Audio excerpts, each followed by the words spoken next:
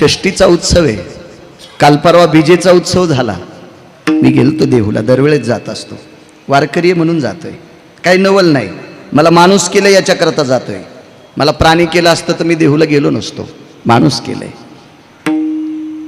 आज इथेही जाणार, पैठणला सुद्धा. बघा, देव ध्यानात राहणं, तुकोबारायची मागणी किती गोड आहे. तुझा विसर न व्हावा, त्याचा विसर नाही पडला की किती काम करतो आपलं. पा शांतीब्रह्म एकनाथ महाराजांच्या अंतःकरणामध्ये रात्रंदिवस हरी हे दैवत होतं. हरी आणि हर वेगळे नाहीत. हरी आणि हर वेगळे नाहीत. जर एखादा अंतःकरणात संकोच बाळगीत असेल तर असं समजायचं त्याच्या गोळ्या संपल्यात. पंढरपुरातले मालक आणि काशीतले मालक वेगळे नाहीत. पंढरपुरातल्या मालकाच्या डोक्यावर काशीतल्या मालकांचा अधिष्ठान आहे. तुम्ही महापूजा करा ना पंढरपुरातल्या मालकाची, टाळू चाफा पंढरपुरातल्या मालकांची. तुम्हाला भगवान देवादिदेव विश्वनाथ, भगवान शिवशंकर पंढरीतल्या मालकांच्या डोक्यावर तुम्हाला पिंड दिसेल.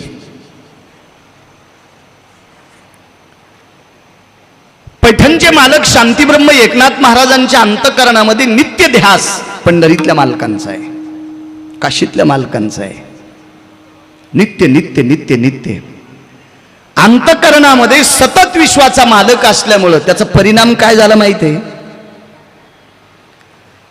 पंढरपुरातल्या मालकाचं नित्य भजन केल्यामुळं, नित्य अंतःकरणात ठेवल्यामुळं इतकं कर्ज वाढलं, इतकं कर्ज वाढलं की त्या कर्जानं पंढरपुरातल्या मालकाची मान वाकली. ब्रह्मांडाचा ध्वनी,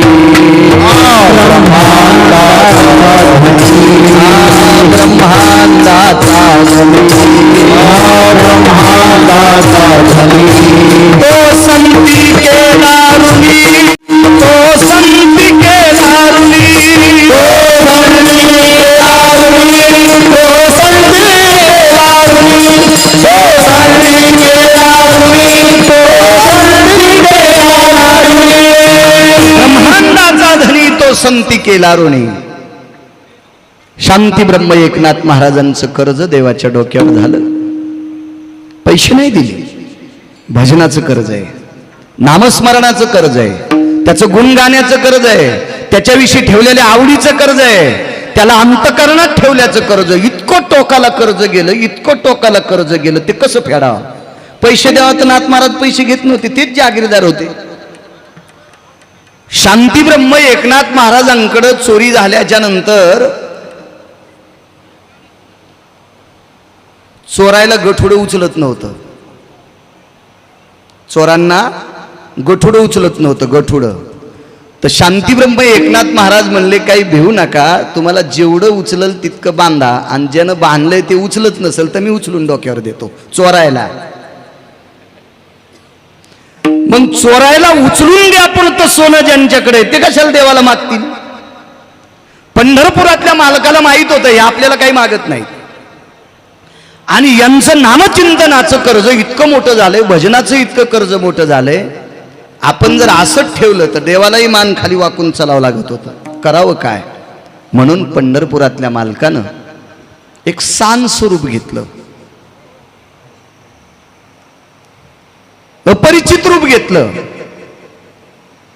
तुमच्या माझ्यासारखं सामान्य माणसाचं रूप घेतलं. इतका सामान्य, इतका सामान्य, इतका सामान्य.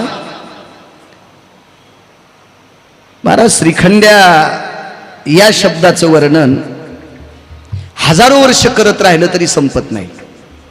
इतकं मोठं श्रीखंड आहे. श्री म्हणजे लक्ष्मी, लक्ष्मीचा पती एवढा मोठा आहे. पण ते बाह्यकृतीनं रूप जर पाहिलं तर मला असं वाटतंय सामान्य माणसानं सुद्धा कामाला ठुलं नसतं. इतका दिसायला देव साधा होता. म्हणजे साध्या माणसाचं रूप घेतलं, साध्या साध्या. आणि या श्रीखंड्याने शांतीब्रह्म एकनाथ महाराजांकडे बऱ्यापैकी कामं करायला सुरुवात केली. मनानच अंगण झाडणे, चौक झाडणे वाऱ्यातला, बाहेरचं पटांगण अंगण झाडणे, केर भरून टाकणे, स्नान करून पाणी भरणे, आणि सगळ्यांच्या आंघोळी झाल्याच्या नंतर धुणे घेऊन वस्त्रगंगा तिरी दूतसे, वस्त्रगंगा तिरी दूतसे,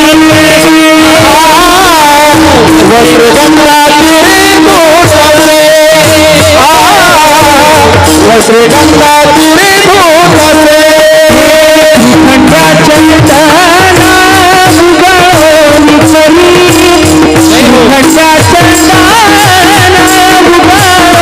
उगवली करी वज्र गंगा तीरे धूतसे वज्र गंगा तीरे धूतसे श्रीखंडा चंदना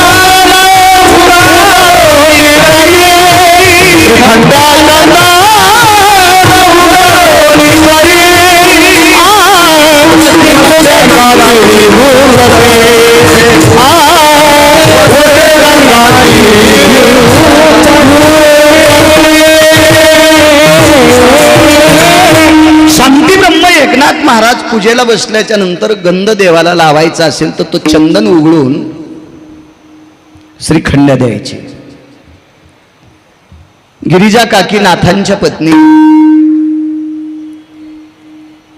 हरिपंडित नाथांचे चिरंजीव या सगळ्यांची स्नानं झाल्याच्या नंतर कपडे एका टोपल्यात भरायचे आणि अनंत पाप्यांचं पाप धुणारी गंगामाई गोदावरी माई त्या गोदावरीच्या तीर्थामध्ये विश्वाचा बाप नाथांच्या घरची कपडे धुत होता. वाक्य नीट ऐका. आपल्याला जर कपडे धुवायला एखादी व्यक्ती ठेवायची असेल तर भारुका सेठ त्याला लक्ष्मी द्यावा लागते. लक्ष्मी म्हणजे पैसे. बिना पैशाचा आपल्या इथं फरची पुसायला कोण येईल?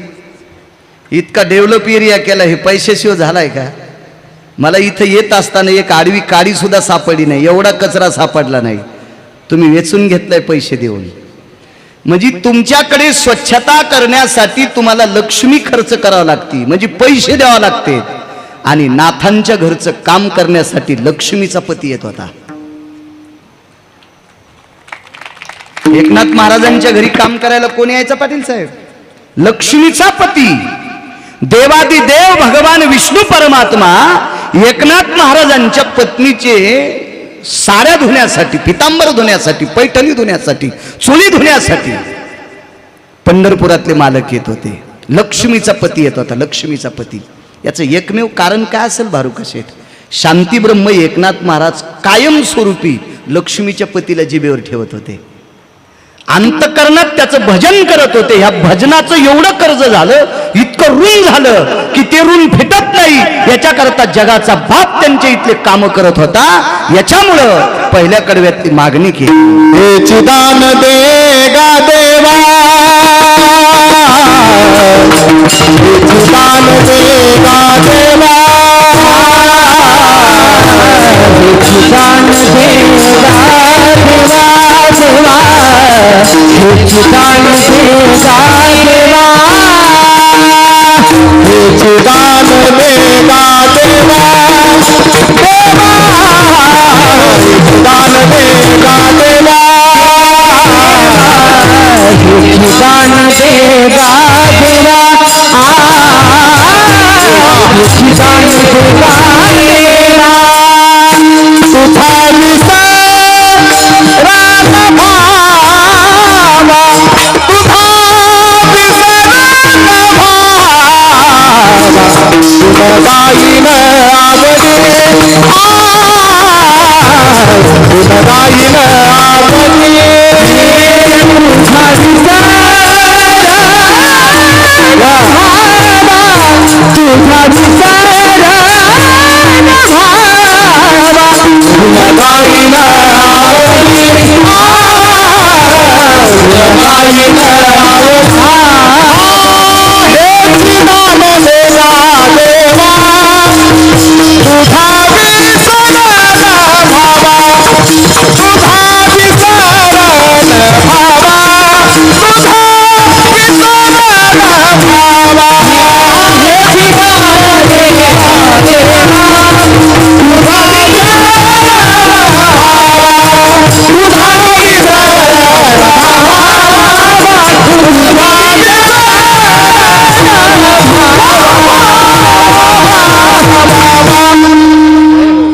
भजन केल्यामुळे जगाचा बाप पागल झाला आणि कामा करता आला. भारुका शेठ एक विनंती करील, प्लॉट देत असताना गंध पाहून द्या.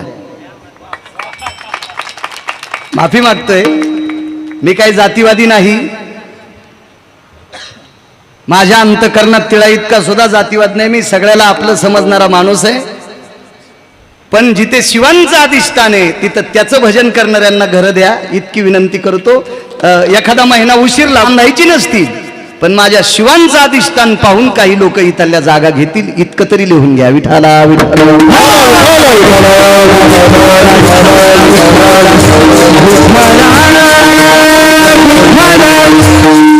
आणि मी जरी घेतलं तर मी किती घर बांधू, बायको तर एकच आहे मला,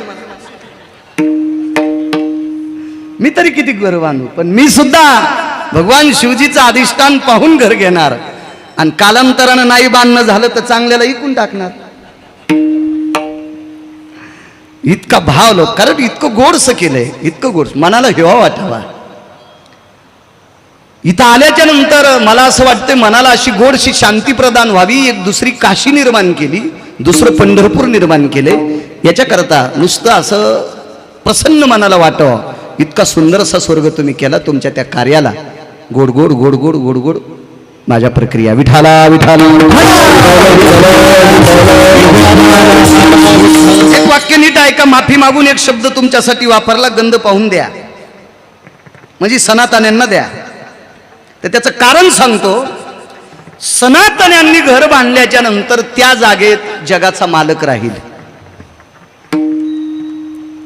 माणसांना जरी वेळ नसला ना, बारुका शेठ आपल्या मावल्या आहेत ना, महाराष्ट्रीयन भारतातल्या स्त्रिया अत्यंत भावुक आहेत, आध्यात्मिक आहेत, परमार्थिक आहेत. हो, मला वाटतं आजचा दिवस महिला दिन आहे. वा वा वा, आज जागतिक महिला दिन आहे. तर बारुका शेठ या देशाची ओळख या देशातल्या माणसामुळे नाही, या देशातली ओळख या देशातल्या स्त्रीमुळे आहे, या देशातल्या स्त्रीमुळे आहे.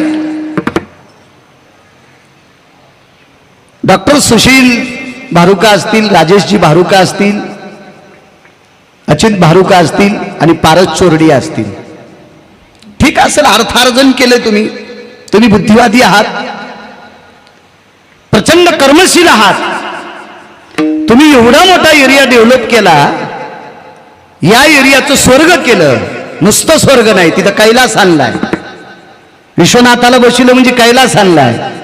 तुम्ही फार मोठे आहात. पण तुम्हा चौघांना ज्या आईनं पोटात ठेवलं ती आई किती मोठी असेल,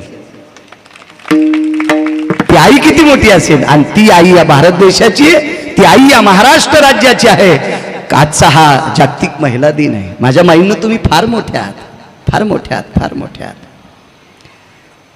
उद्या ज्यांचा षष्टीचा उत्सव आहे, ज्यांच्याकडे 36 वर्ष विश्वाचा बाप कामाला होता, ते माझे शांतीब्रह्म नाथ बाबा सुद्धा एका माऊलीच्या पोटात 9 महिने होते. नाथांना जन्म देणारी आई या देशातली आहे. तुकोबारायांना जन्म देणारी आई या देशातली आहे. माऊली महावैष्णव ज्ञानोबारायांना जन्म देणारी आई या देशातली आहे. संत शिरोमणी नामदेवरायांना जन्म देणारी आई या देशातली आहे. या देशातल्या महामानवांना जन्म देणारी आई याच देशातली आहे, याच देशातली आहे.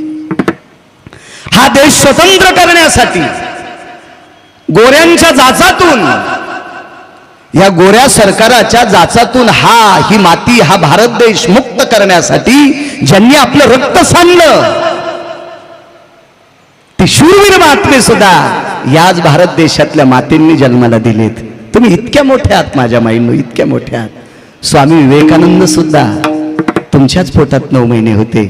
या देशाची स्त्री राज्य, राणी व संपत्ती, या देशाची सर्वोच्च संपत्ती कोणती असेल तर या देशाची पवित्र स्त्री आहे. फार मोठ्या आहात माझ्या माईंनो, तुम्ही फार मोठ्या आहात, फार मोठ्या. इथे बसलेली कितीतरी लोक गिरगावकराला कामाला लावतील, इथं बसलेली कितीतरी लोक गिरगावकराला कामाला लावतील, पण त्या गिरगावकराच्या पुढे तुम्ही ऐकत बसलात. या गिरगावकराला सुद्धा एका स्त्रीने 9 महिने पोटात ठेवलं. किती मोठे आहात तुम्ही, किती मोठे आहात, किती मोठे आहात. आजच्या या पवित्र जागतिक महिला दिनात मी कधी कधी कीर्तनात तुमच्यावर बॉम्ब टाकतोय, माफ करा बरं. मी फार बॉम्ब टाकतो महिलांवर. का? कारण तुम्ही चुकता कामा नये. का? या देशाची संस्कृती तुमच्या ताब्यात आहे. या देशातला किती जरी विद्वान बाप असेल, तर मुलांना जास्त वेळ देऊ शकत नाही. लेकरांना वेळ कोण देते पाटील साहेब? तर त्यांची आई जास्त देते. म्हणून आई ही सुसंस्कृत असणं अत्यंत गरजेचे आहे. म्हणून तुमच्याकडनं अपेक्षा करतोय, मागणी करतोय की तुम्ही जास्तीत जास्त संस्कृती अंमलात आणा आणि आपल्या चिमुरड्या बालकांना, मुलींना, मुलांना, नातवांना, नातींना जास्तीत जास्त आपल्या पवित्र सनातनी संस्कृतीचे डोस द्या. हे तुमच्या पायाला स्पर्श करून आज जागतिक महिला दिनाच्या तुम्हाला जगदंबा समजून, तुम्हाला आदिशक्ती समजून, तुम्हाला गिरिजा माता समजून, तुम्हाला सावित्री समजून, तुम्हाला रुक्मिणी माता समजून तुमच्या चरणी प्रणाम करतो आणि आजच्या जागतिक महिला दिनांच्या कोटी कोटी तुम्हाला शुभेच्छा देतो. विठाला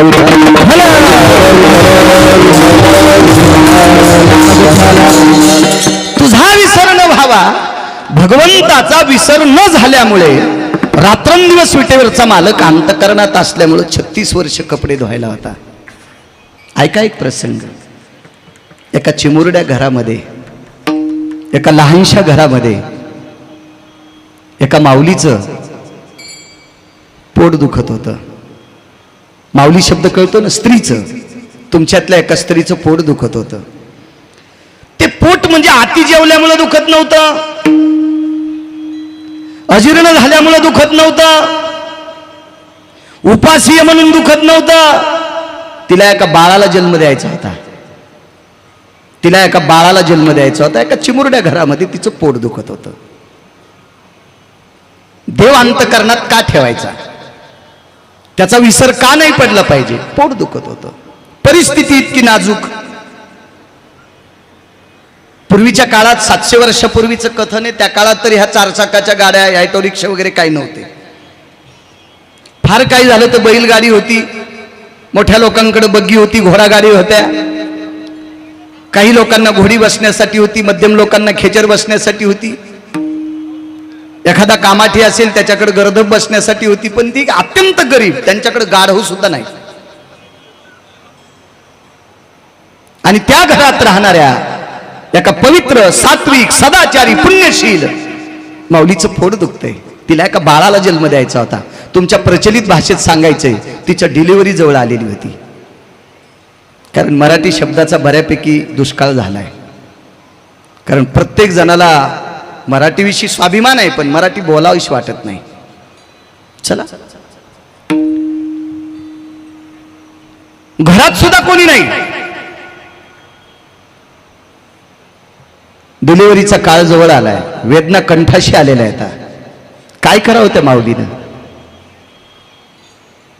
महाराज, ती अशा व्यक्तीची पत्नी होती माझ्या माईंनो. ती अशा व्यक्तीची सून होती की जन्मभर तिच्या सासऱ्याने भजन केलं, जीवनभर तिच्या पतीनं भजन केलंय. भजन करण्यासाठी शेठजी कामं सोडून द्यायची गरज नाही. तुम्हाला जो देव आवडतो त्या देवाचं भजन तुम्ही जेवता जेवता प्रत्येक घासाला जर केलं तर ते भजन ठरत आहे. प्रत्येक घासाला ओम नमः शिवाय, कृष्णाय वासुदेवाय, नारायणाय, पांडुरंगाय, विठ्ठलाय, काय गणेशाय, जगदंबा, काय तुम्हाला जो देव आवडेल त्या देवाचं चिंतन प्रत्येक घासाला करा. प्रत्येक घासाला ते भजन आहे, भजन आहे, भजन आहे.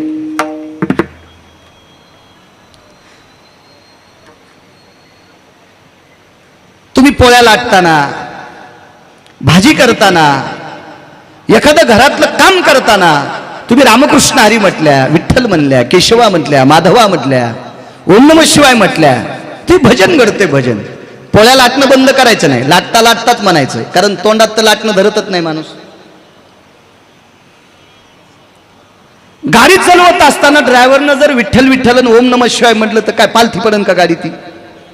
कारण स्टेरिंगनं काय दातानं फिरीत नाही, जिभेने फिरीत नाही, ओठानं दाबीत नाही. स्टेरिंग ही पायानं फिरवते माणूस. सहज जर आपण चांगलं चिंतन करत राहिलो तर भजन होते. ते भजन. त्या घरातली सगळी लोक भजन करायची. महाराज, ती सुद्धा इतकी पवित्र माऊली होती. रात्रंदिवस काम करत असताना त्या माऊलीनं भजन करायचं. तिचं नाव आहे सोयरा. नाव आहे सोयरा. तिच्या मालकाचं नाव आहे चोखोबा. तिच्या सासऱ्याचं नाव आहे रानोबा. काय पवित्र कुटुंब महाराज, किती पवित्र कुटुंब. एका दृष्टीनं सांगू तुम्हाला, ती अशा कुटुंबातली माऊली होती की त्या कुटुंबातल्या लोकांना दारात येऊ देत नव्हती लोक. 700 वर्षापूर्वीचा काळ आहे तोडकर बुवा. बारे महाराज त्या कुटुंबातल्या लोकांना दारात सुद्धा येऊ देत नव्हते, इतकी परिस्थिती बिकट होती. पण मुखात भजन आणल्यावर ताकद काय होती लक्षात ठेवा.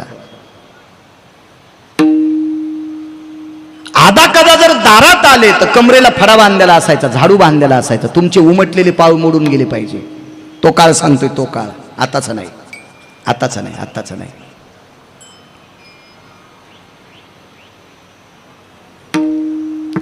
आता किती मोठ्या मिमी म्हणणाऱ्यानं शहाणपणा करायचा नाही. अब्जानं जरी पैसे असतील तर कामाला कोण आहे त्याची जात विचारायची नाही. मुकाट्यानं ते काम करील, अडचण स्वयंपाकाची आली तर स्वयंपाक बी करील, नंतर पाणी शिपडून खात जाय, नंतर पाणी शिपडून खात जाय. पण कोणी केला याचा विचार नाही करायचा. अद्याप नाही. तो काळ सांगतोय 700 वर्षापूर्वीचा. इतकी परिस्थिती भीषण. डिलिव्हरी करण्यासाठी बाई पाहिजे, लेडीज पाहिजे, महिला पाहिजे. त्या माऊलीची सासू मृत्यू पावलेली आहे, महाराज आई मृत्यू पावलेली आहे, सासराई मृत्यू पावलेला आहे. पती आहेत ते पती बाहेरगावी येतात. बाहेरगावी म्हणण्यापेक्षा ती माऊली मंगळवेढ्यात राहत होत्या आणि त्या माऊलीचे पती बुलढाणा जिल्ह्यात गेलते. मेहुणा राजा नावाचं गाव आहे. आपल्या बहिणीला आणण्यासाठी, पत्नीच्या बाळंतपणा करता, पत्नीच्या डिलिव्हरी करता बहिणीला आणायला बुलढाणा जिल्ह्यात मेहुणा राजाला गेलते. एकटीच बाई आहे घरी.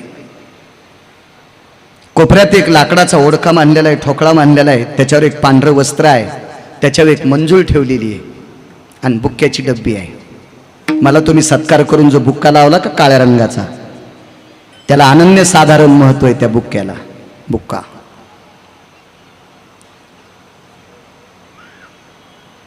त्या चालत तिथपर्यंत गेल्या. असह्य वेदना होत्या, असह्य वेदना. शेठजी तुमच्या आमच्याकडे पैसे असल्याच्या नंतर आपण तशा वेदना सुरू झाल्यावर चांगल्या प्रतीची ॲम्ब्युलन्स बोलू. माझ्या प्रवासामध्ये 2 डिलेवऱ्या तिथं त्यांना वैद्यकीय क्षेत्रातला डॉक्टर न आवडल्यामुळं त्यांनी त्यांची सून एअर ॲम्ब्युलन्सनं चेन्नईला नेली. एअर ॲम्ब्युलन्स म्हणजे तुकाराम वरूनच ना. मी 7वी पास आहे बरं, शिक्षण माझं कमी आहे. पण 7037 गावं महाराष्ट्रातली झाली. ती एकदा गेलेलं. 83चा जन्म आहे माझा. असू द्या शिक्षण कमी, त्याच्यावर काय नसतंय. शिक्षणानं पुस्तकाचं ज्ञान शिकू नका असं म्हणणार नाही, पण फक्त पुस्तकाचं ज्ञान होईल. जोपर्यंत तुम्ही समाजात फिरत नाही तोपर्यंत वैचारिक ज्ञान होत नाही. वैचारिक ज्ञान जोपर्यंत होत नाही तोपर्यंत तुम्हाला या पवित्र देशात जगता येत नाही. पुस्तकी ज्ञानाचं काय सांगतं. एका बाईनं पुस्तकात शिरा शिकला. शिरा, बदाम न शिरो, यान बदाम. त्या आडव्या तोंडाचे काय असते, काजू. पुस्तकात शिरा शिकली. PhD झाली पाकशास्त्रामध्ये, PhD झाली. तिनं सांगितलं महाराज तुम्हाला काय करू. म्हणलं मला काय करते, पिठलं भाकरी कर. नाही नाही म्हणे माझी PhD झाली, मला तुम्हाला शिरा करायचा आहे. म्हणलं कशाचा करते. शुद्ध गावरान तूप गाईचं, आमच्याकडे गाई आहेत. म्हणलं छान गोष्ट आहे. पहिली गोष्ट गाई म्हणल्याबरोबरच आनंद झाला. तिनं बदामाची वरची टरकलं काढली, त्याची तुकडी केली, काजूची तुकडी केली, थोडी चारोळी घेतली, मुगाची डाळ भिजवली, ती डाळ बारीक करून घेतली आणि ती गावरान तुपात अशी खलसवल्याच्या नंतर त्याच्यात काजू बदाम हे सगळं टाकत राहिली आणि थोड्या वेळानं तिला त्याच्यात साखर घालायची. पण साखर घालत असताना अचानक फॅन सुरू झाला आणि पानपळटी झालं. तर पलीकडच्या पानावर होता उपीठ. शिऱ्याचं पानपळटी झालं आणि उपिटाचं पान आलं. लगेच सांगितलं त्याच्यामध्ये 1 चमचा तिखट घाला. शिरा नाही उपीट नाही. हे शिकले अति शिकलेल्यांचा नालायकपणा. आजही जुन्या बायकांच्या हातानं न शिकलेल्या बायकांकडे चमचे सुद्धा नव्हते. मीठ सुद्धा चिमटीनं टाकायच्या, साखर सुद्धा चिमटीनं टाकायच्या, गुळ सुद्धा खड्यानंच घालायच्या, काही वस्तू हातानंच टाकायच्या. पण त्यांनी केलेलं पिठलं इतकं चविष्ट होतं, शिकलेल्या बाईने केलेली बासुंदी सुद्धा खावा वाटत नाही. कारण शिकल्या म्हणजे फार ज्ञान येत असं नाही. माणसं शिकत नव्हते तरी घरातल्या लोकांशी रक्ताची नातं ठेवत होते. या आता शिकलेल्या, अति शिकलेल्या, दोनच तोंडन खिचडीन बोंड, या सासू सासऱ्याचे कपडे धुवायला तयार नाहीत. हा शिक्षणाची प्रगती आहे. शिकू नका असं म्हणत नाही, शिक्षण अत्यंत गरजेचं आहे. पण इतकं शिकून त्याचा आव आणू नका की घरातल्या लोकांचे तुकडे करू नका. शिकणं गरजेचं आहे. चला, माझ्या या प्रवासामध्ये 2 लोकांच्या घरी गेल्याच्या नंतर त्यांनी सांगितलं, महाराज या मुलांच्या जन्माच्या वेळेस आमची इतकी फजिती झाली की आम्ही याच्या आईला एअर ॲम्ब्युलन्सनं चेन्नईला नेलं. काय झालं असेल बाळाला, ती पोटात ब्लडिंग वगैरे काय अमकं तमकं काय व्यंग झालं असेल. स्थानिकच्या डॉक्टरनं सांगितलं आमच्या हाताच्या पलीकडे केस गेलेली आहे, आता आम्ही ती काही आटोक्यात आणू शकत नाही, तुम्हाला पुढचा मार्ग मोकळा. मग त्यांना आता मोठा माणूस आहे, पैशावाला माणूस आहे, त्यानं लागलीच चेन्नईला नेलं. आणि चेन्नईला नेल्याच्या नंतर तिथल्या डॉक्टरनं सांगितलं मी प्रयत्न करतो पण मी काही देव नाही.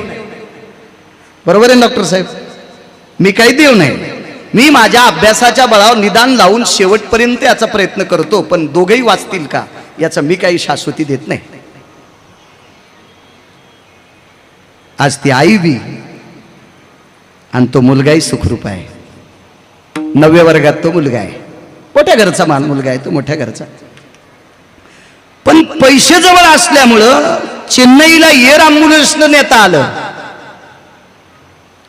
ज्या माऊलीची डिलिव्हरी आहे त्या माऊलीकडे पैशाचा विषयच नव्हता, फक्त तुमच्या दारात पण येता येत नव्हतं. त्या काळात अस्पृश्यता फार होती, जातीय पगडा फार होता. कोणी कोणाला बोलावं, कोणी कोणाला येऊ द्यावं न येऊ द्यावं याचा प्रचंड पगडा होता.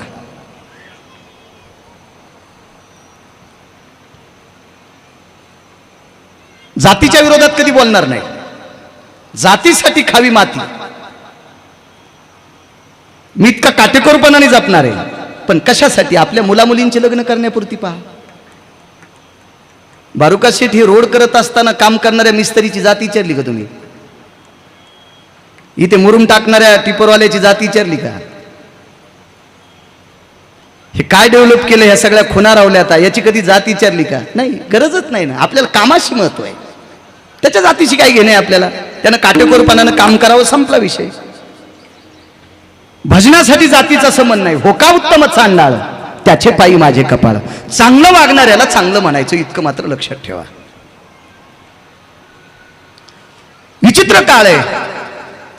बुक्क्याची डब्बी होती, डब्बी म्हणण्यापेक्षा एक झाकणी होती, ती खापराची होती, लहानशी मातीचं एक एवढं पात्र होतं. त्या पात्रात बुक्का होता. लिंबे जळगावकर त्या बुक्क्यामध्ये बोट बुडवलं,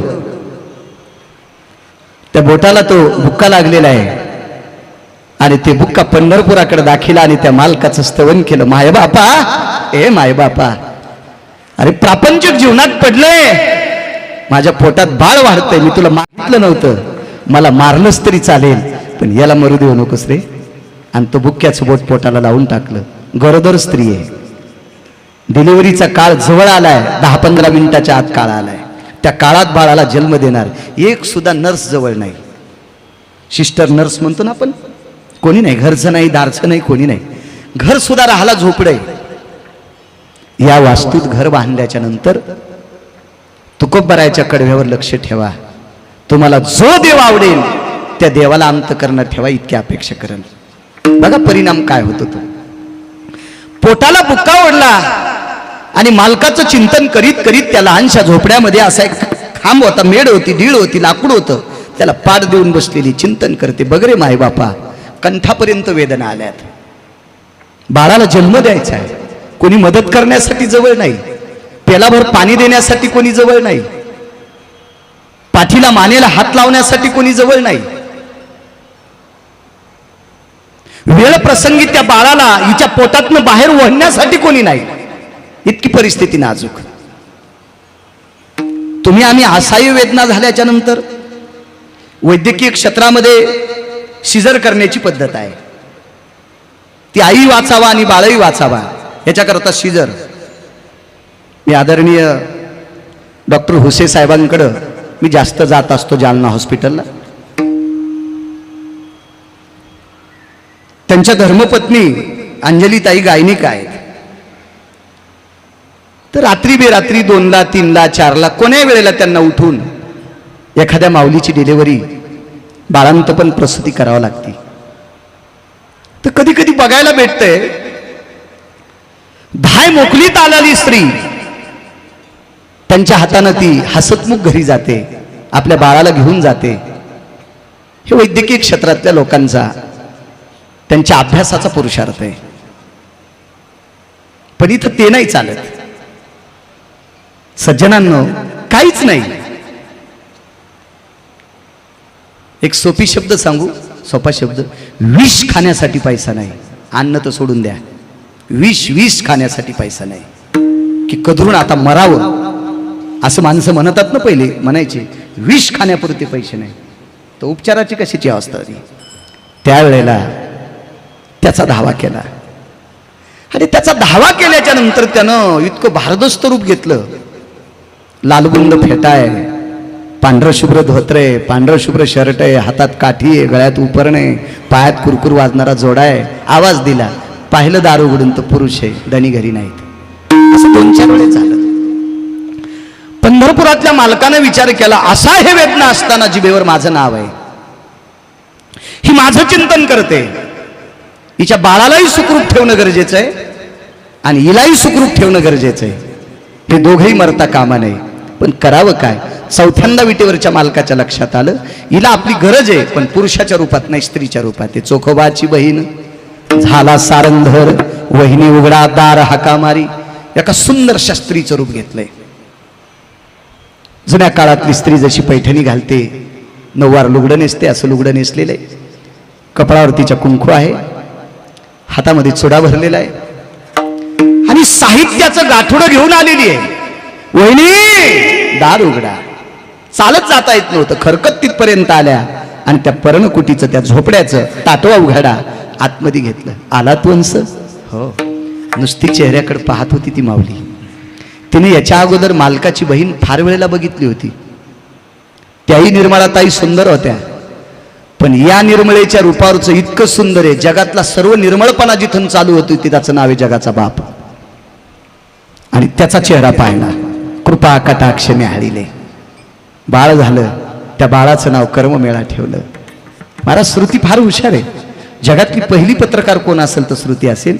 या श्रुतीने विश्वाच्या मालकाला विचारलं, प्रभू मला सांगा, जिला आई नाही, जिला सासू नाही, जिला कोणी नातेवाईक मदत करत नाही, जिला रक्ताच्या नात्यातले कोणी नाहीत, जिला कोणी शेजारी पाजारी विचारित नाहीत, गावात कोणाच्या घरी जायची ताकद नाही, हिंमत नाही, अशा ठिकाणी तुम्ही जगाचे बाप असताना स्त्रीचं रूप घेतलंय, एका महिलेचं रूप घेतलंय.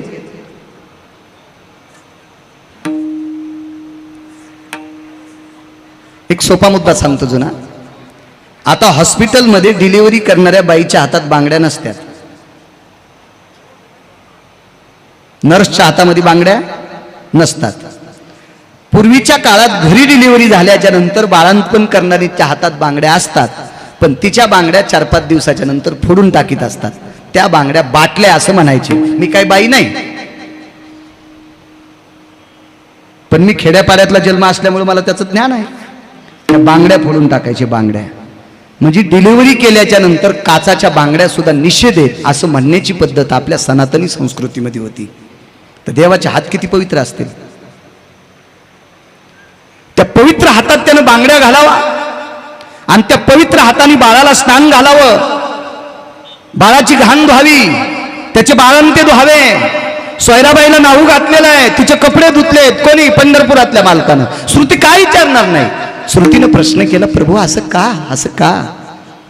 विश्वाच्या मालकाचे डोळे भरून आले आणि विश्वाच्या मालकाचे डोळे भरून आल्याच्या नंतर जगातली पहिली पत्रकार शेठजी, तिचं नाव होतं श्रुती नावाची पत्रकार, आणि त्या श्रुती नावाच्या पत्रकाराने तिच्या समोर जगाचा बाप रडत होता. सांगितलं, श्रुती माते ऐक ऐक, या घरातला प्रत्येक व्यक्ती माझं भजन करतोय, या घरातला प्रत्येक व्यक्ती माझं भजन करतोय.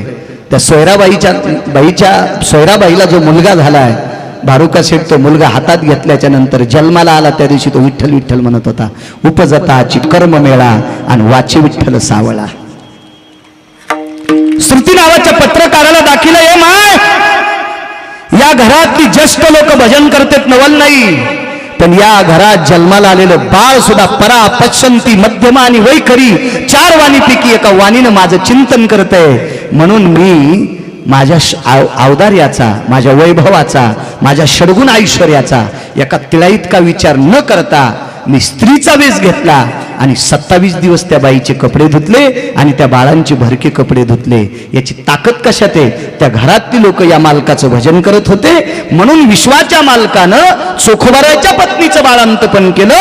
ते पहिलं कडवं. येची दान देवा देवा, येची दान देवा देवा, येची दान देवा देवा, येची दान देवा देवा, येची दान देवा देवा, येची दान देवा देवा, दान देवा देवा, हे दान देवा देवा.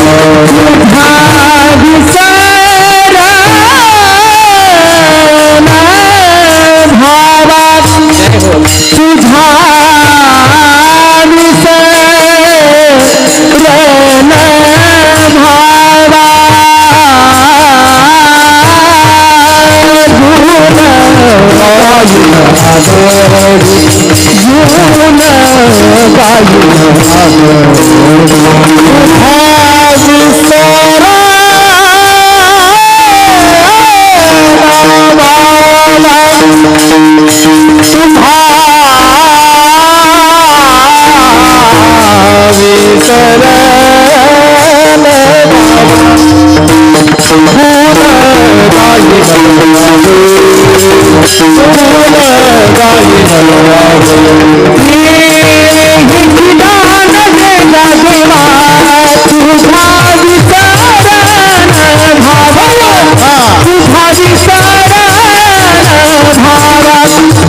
विसरण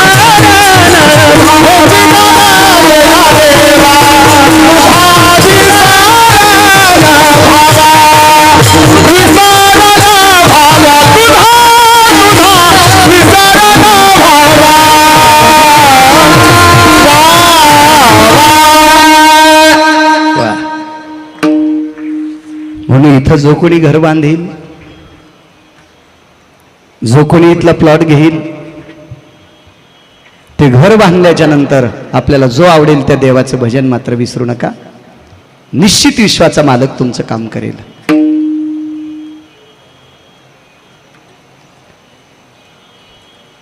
तुम्ही इथले आर्किटेक्ट पाहिले असतील, भारतातले, महाराष्ट्रातले. माझ्या वाचनामध्ये 6 आर्किटेक्ट आहेत, त्याच्यातले 2घांचं नाव सांगतो.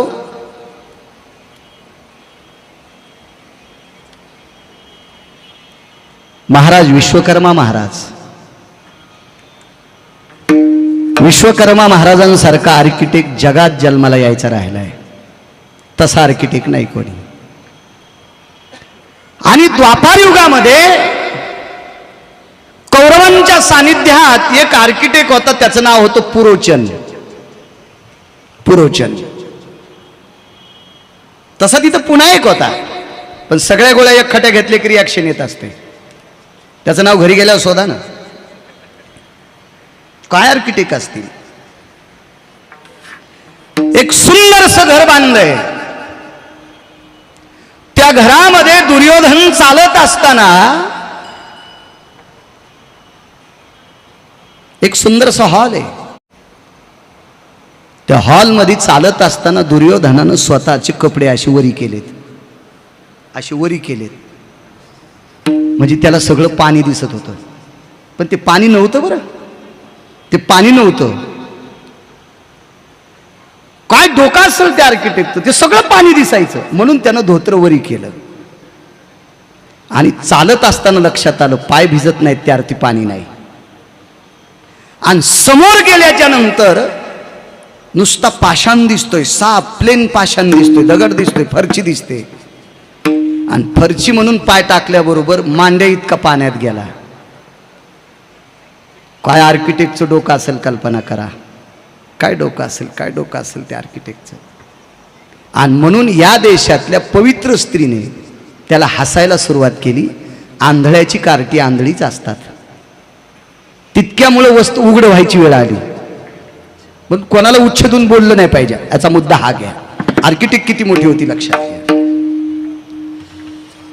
मी मागे तीर्थयात्रा करत असताना एक किल्ला पाहिला, एक मोठी वास्तू पाहिली. तर पूर्वीच्या काळात ही लाईट नव्हती, त्याच्यामुळं फॅन, एसी, कूलर असं काही व्यवस्था नव्हती. तर यमुनेचं पाणी शेंदायचं राहताना, यमुनेचं पाणी शेंदायचं, लिंबे जळगाव करते एका हौदात टाकायचं. त्या हौदाला तुट्ट्या बसलेल्या असायच्या, त्या तुट्टीतनं पाणी बाहेर पडायचं आणि ते पाणी बाहेर पडून वाळ्यावर पडत होतं. वाळे वाळे खिडक्याला आपण पडदे कसे लावतो, ते वाळ्याचे पडदे असायचे. वनस्पती, त्याच्या मुळ्या, त्याचे ते पडदे असायचे, त्याच्यावर ते पडायचं. आणि त्याच्यावर पाणी पडल्याच्या नंतर बाहेरून हवा आली की इतकी थंड हवा येत होती. नुसती थंड नाही, सुगंधी येत होती. तुम्हाला सुगंध देण्यासाठी याच्यात शेण टाकावं लागेल, याच्यात लिक्विड टाकावं लागेल. अति थंड येण्यासाठी याच्यात बर्फाचे गोळे टाकावे लागतील. काय आर्किटेक्ट असेल असते बघा किल्ले, बघा बघा बघा ते किल्ले बघा.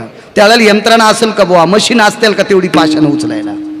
तसा एक पुरोचन नावाचा आर्किटेक्ट होता. आणि या पुरोचन नावाच्या त्या काळातल्या बांधकामातल्या इंजिनियरनं इतकं सुंदर घर बांधलं. पण त्या घराच्या भिंतीमध्ये राळ, रांज्या, कापूर, वेळूच्या चिवट्या अशी ज्वलनशील पदार्थ टाकली.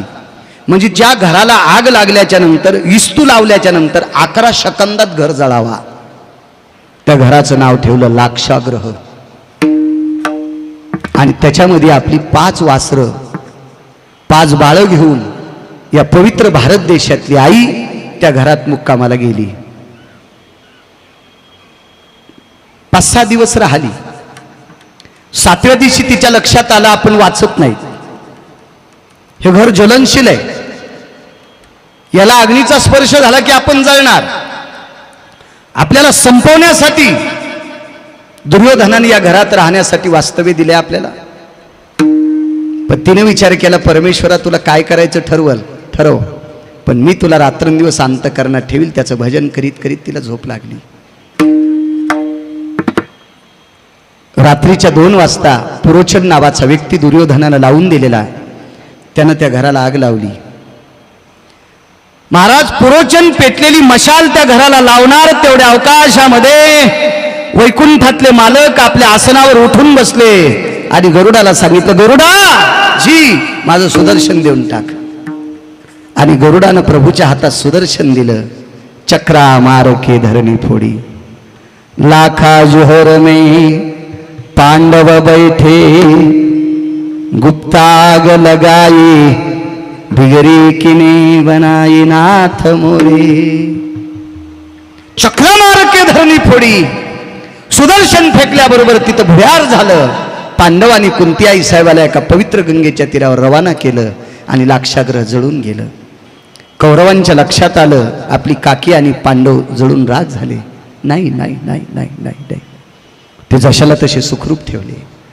महाराज विटेवरचे मालक भगवान द्वारकाधीश कृष्ण परमात्मा यांना प्रश्न केला, तुम्ही का वाचवले?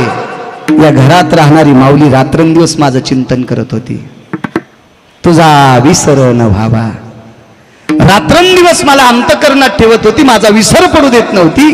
याच्याकरता जळत्या लाक्षागृहातून मी पांडवांना वाचवलं. ते तुकोबारायच्या अभंगातलं पहिलं.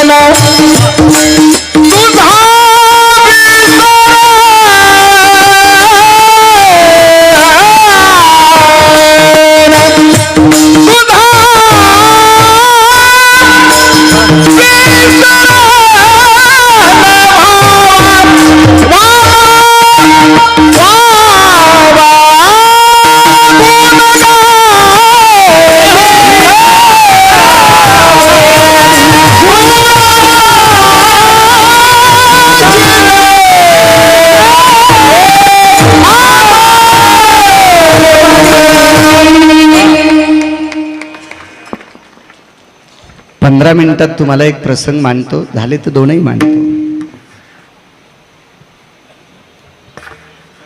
रात्रीच्या प्रसंगी आपण शेतात फिरत असताना एखादा जर बिबट्या दिसला तर आपली किती घाबरगुंडी होईल. जाऊ द्या जाऊ द्या.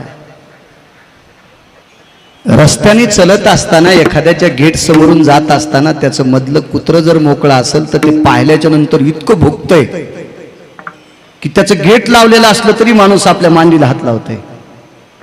खरं तर ते आतमध्ये असते. साधं कुत्रं जर भुंकलं तर माणसाला इतकी भीती वाटते. राजे हो, या पवित्र देशातल्या काही वानरांना एका राक्षसानं गिळून टाकलं. ती वानर परमार्थिक होती. ती वानर वारकरी होती. वारकरी या शब्दाचा अर्थ भजन करणारा. वारकऱ्याची बरोबरी जगातल्या कोण्याच साधून करायची नाही. त्याला वारकऱ्याची बरोबरी करण्यासाठी त्या साधूला वारकरी व्हावं लागेल.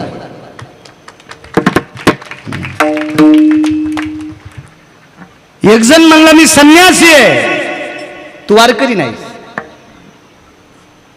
तू वारकरी नसशील तर तुला वानर कळणार नाही. त्याच्यासाठी तुला वारकरी व्हावं लागेल. साधा संन्यासीन, साधा ब्रह्मचारी, साधा यतीन, साधा योगी, साधा जपीन, साधा तपी याईनं डोकं लावायचं नाही. आईशे ब्रह्मव्यक्ती अपरंपार. ब्रह्मव्यक्ता सुद्धा भजन करणाऱ्याची बरोबरी करू शकत नाही. इतकं भजन करणाऱ्याची ताकद मोठी आहे.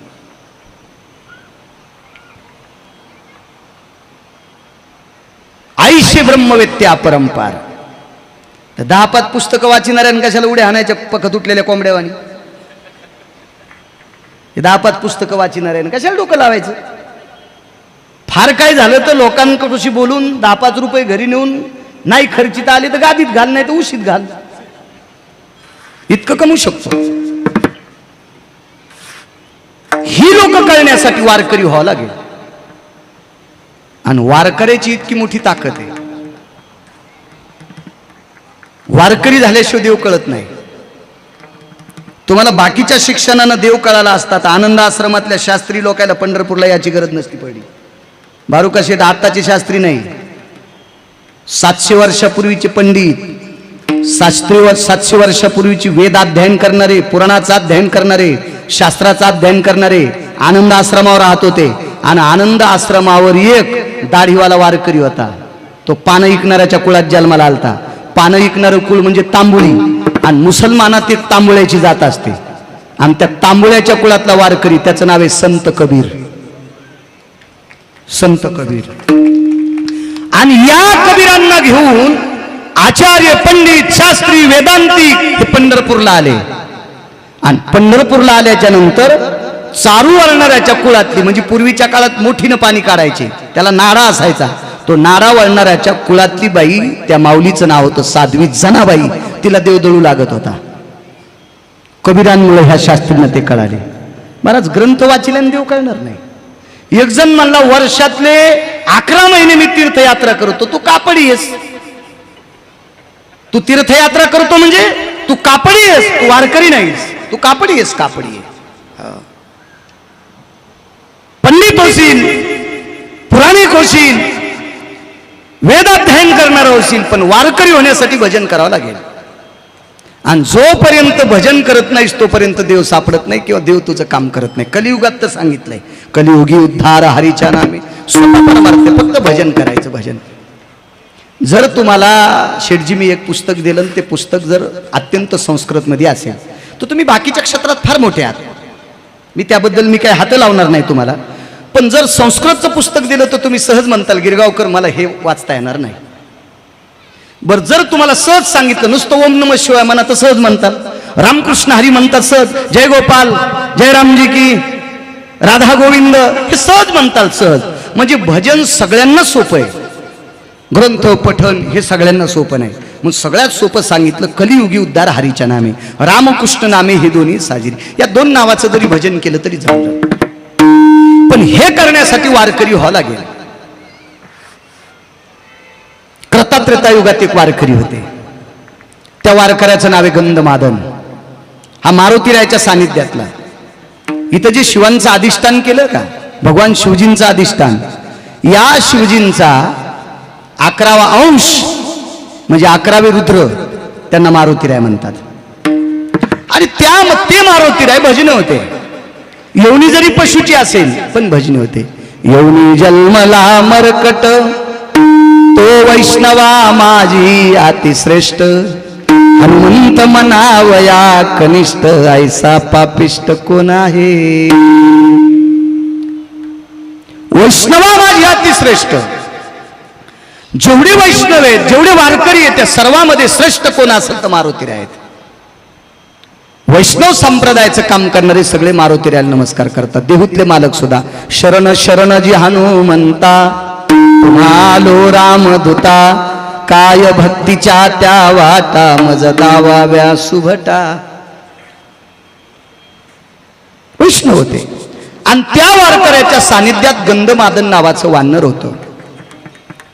एका राक्षसानं बऱ्याच वानरांना आकर्षित केलं आणि तोंडावाट आतमध्ये टाकलं. दात लावायच्या अगोदर वानर मध्ये सगळ्या वानरांनी विचार केला, आता आपण जगत नाही. मधली मध्ये एकमेकाला बोलत होती, श्वास घुटमळत होता. ती वानरांना पोटातली पोटात दाबत होता. जसं आजगर एखाद्या छोट्याशा प्राण्याला गिळतंय आणि कालांतरानं पिळे घेऊन ते त्याला मारून टाकतंय आणि मग ते त्याचं खाद्य म्हणून ते त्याला पचून टाकतंय, तसं राक्षसाचं जीवन. ती बंदी वानर गिळली. मोठे राक्षस होते, ती फार मोठा राक्षस, रावणाचा भाऊ होता तो. तुझा विसर न व्हावा, भगवंताच्या भजनातली किती मोठी ताकद आहे. गयावया करू लागली वानर.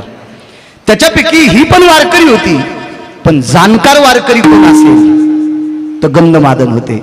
आणि गंधमादनानं त्या सगळ्या वानरांना सांगितलं, तुम्हाला जगायचंय का, मग एकच काम करा, तुम्ही मालकाचं भजन करा.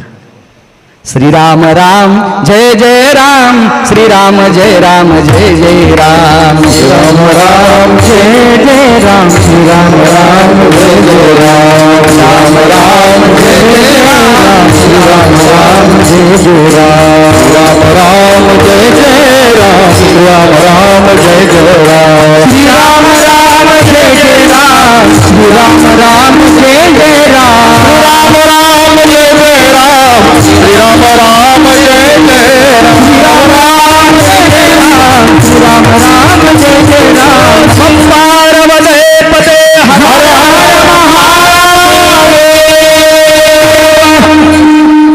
आणि मग मर्यादा पुरुषोत्तम रामचंद्रांचं भजन केलं. प्रकाश पडला आतमध्ये, पोटात प्रकाश, तो कानात ना आला आणि गंधमादनानं सांगितलं बाहेर उड्या टाका.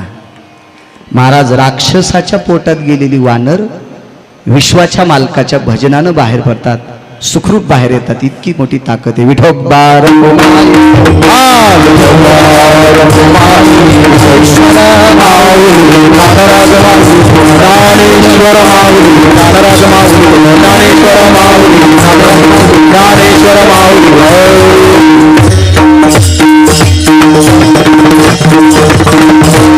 आर्च शिवकुंज हा सुधारित केलेला वेरिया परिसर, या परिसरामध्ये होणारी वास्तू भगवान शिवजींच्या कृपाछत्राखाली असेल, माझ्या देवादिदेव महादेवांच्या छत्रछायेखाली असेल, तर दिव्य सुंदरशी घरं बनावा.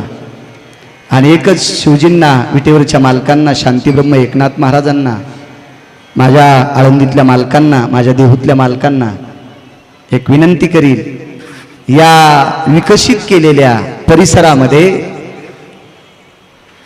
10% तरी शेतकऱ्यांना घरं घेण्याची ताकद द्यावी.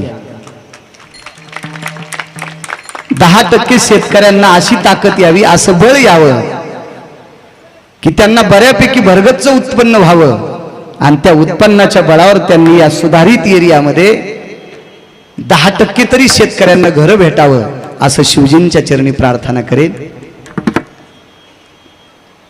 माणसांना राहण्याच्या अगोदर आधी देवाला, या ठिकाणी डॉक्टर सुशीलजी भारुका, राजेशजी भारुका, पारसजी चोरडिया आणि अचिंत भारुका यांनी माणसांच्या अगोदर देवाला आणलंय.